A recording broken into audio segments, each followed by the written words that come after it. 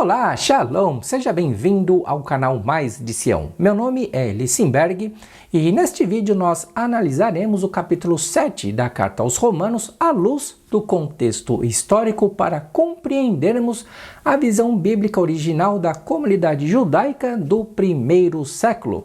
No capítulo 7 encontraremos explicações sobre as diferenças entre a lei de Deus e a lei do pecado.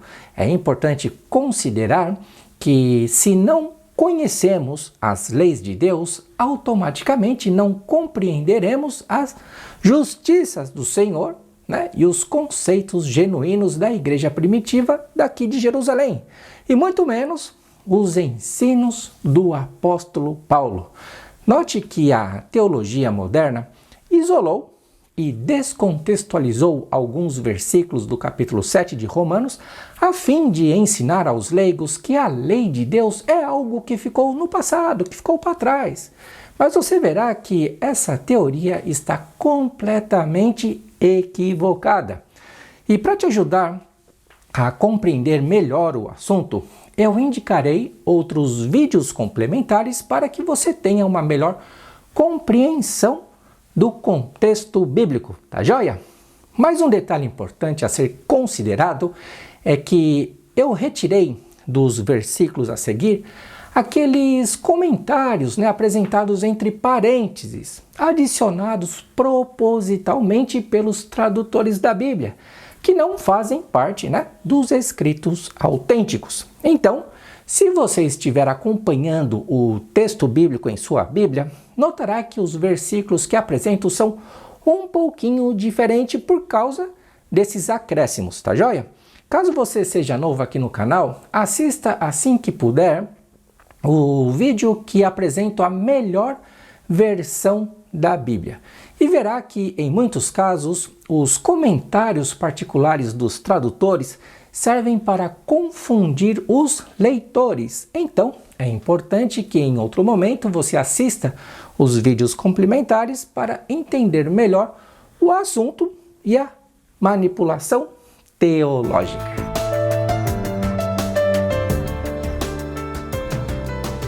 Logo no início do capítulo 7, o apóstolo Paulo questiona os gentios dizendo: "Não sabeis vós, irmãos, que a lei tem domínio sobre o homem por todo o tempo que vive?" Ou seja, a lei de Deus é universal e Deus julgará a humanidade de acordo com as teologias, não de acordo com a lei dele. Tenha consciência de que Deus não vai se basear nas teologias das religiões A, B, C, D, X, Y, Z. Não! Então, a seguir, o apóstolo Paulo nos apresentará mais alguns exemplos que nos permitirão compreender as diferenças entre a lei de Deus e a lei do pecado. Vejamos. Porque a mulher que está sujeita ao marido, enquanto ele viver, está ligada a ele pela lei. Mas, morto o marido, está livre da lei do marido. De sorte que, vivendo o marido, será chamada adúltera se for de outro marido. Mas, morto o marido, livre está da lei, e assim não será adúltera se for de outro marido. Ou seja, a lei de Deus revela que o adultério é pecado. Porém, se o marido morrer, automaticamente esse mandamento não se aplica à mulher caso ela se case com outro homem. Agora, olhando para o lado espiritual, o apóstolo Paulo nos ensina que nós devemos morrer para a lei do pecado, para que estejamos de acordo com a lei de Deus que nos leva ao Messias. Por isso Paulo diz: "Assim, meus irmãos, também vós estáis mortos para a lei do pecado pelo corpo de Cristo, para que sejais de outro, daquele que ressuscitou dentre os mortos, a fim de que demos fruto para Deus. Porque quando estávamos na carne, as paixões dos pecados que são pela lei do pecado operavam em nossos membros para darem frutos para a morte. Mas agora temos sido libertados da lei." Que lei? Da lei do pecado. "Tendo morrido para aquilo que estávamos retidos, para que sirvamos em novidade de espírito e não na velhice da letra." Veja que a teologia faz uma grande confusão com esses textos por não pontuar as diferenças entre a lei de Deus e a lei do pecado. E automaticamente o povo é manipulado a pensar que Paulo está se opondo à Constituição divina, quando na realidade ele está se referindo às duas diferentes leis existentes. Assim como devemos abandonar o velho homem, também devemos abandonar a lei do pecado. É uma questão de lógica. Essa velhice da letra é a cédula do pecado, ou a lei do pecado que era contra nós nas suas ordenanças, a qual, de alguma maneira, nos era contrária, e a tirou do meio de nós, cravando-a na cruz.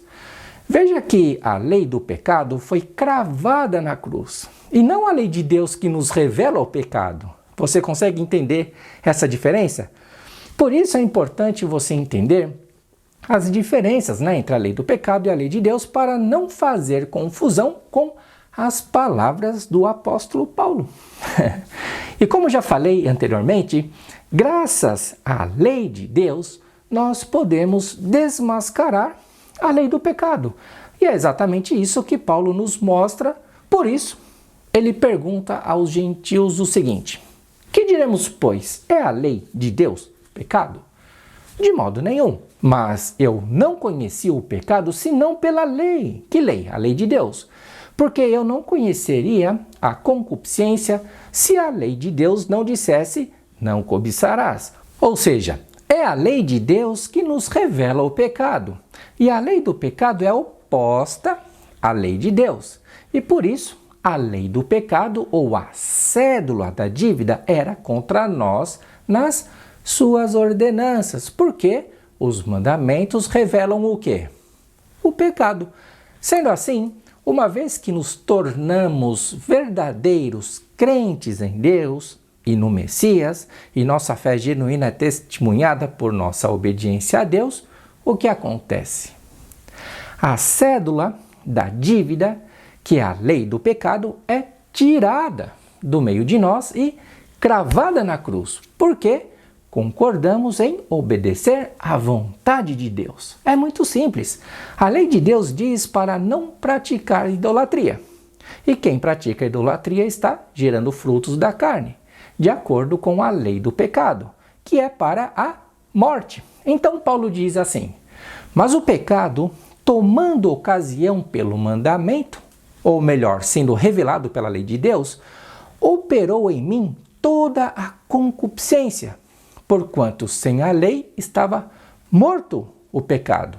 Ou seja, se Deus não tivesse revelado a sua santa lei, até hoje nós estaríamos condenados à ignorância por não saber o que é pecado.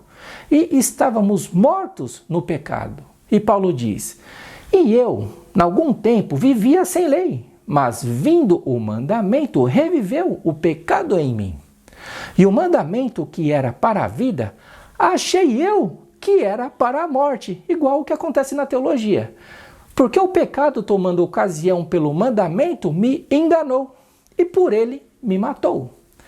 E assim, a lei é santa, e o mandamento santo, justo e bom. Então, como você pode ver, Paulo nunca disse que a lei de Deus é pecado, ou que a lei de Deus perdeu sua vigência. Muito pelo contrário. Paulo está dizendo que antes dele ter conhecimento real, um conhecimento pleno da lei de Deus, ele vivia de acordo com a lei do pecado, que muitas vezes é fortalecida pela própria religião, gente, pela própria teologia. Um exemplo muito claro é a perseguição religiosa de Paulo contra os judeus que creram em Yeshua através do testemunho da lei de Deus e dos profetas. Porém, quando Paulo entendeu o contexto bíblico, então aqueles conceitos religiosos, até mesmo pecaminosos, caíram por terra.